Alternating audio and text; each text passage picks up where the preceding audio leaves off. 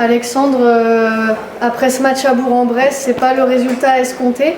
Quelle est l'analyse collective faite dans le vestiaire après la rencontre?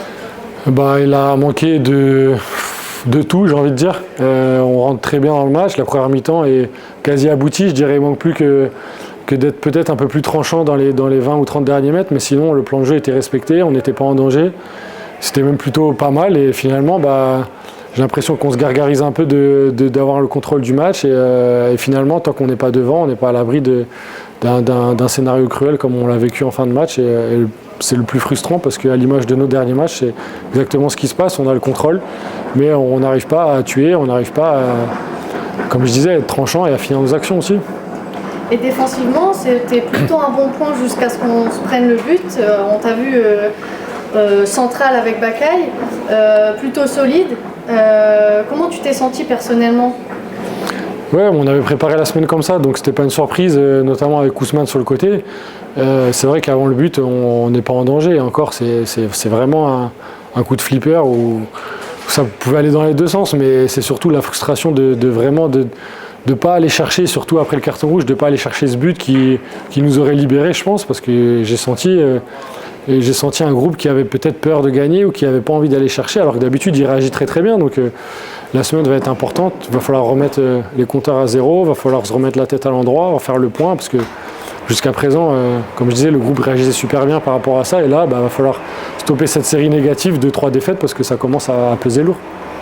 Donc 3 défaites, comme tu le dis, qui amènent aujourd'hui, après la 28e journée, à la 6e place. Il reste 5 matchs. Quel va être un peu l'objectif de cette fin de saison?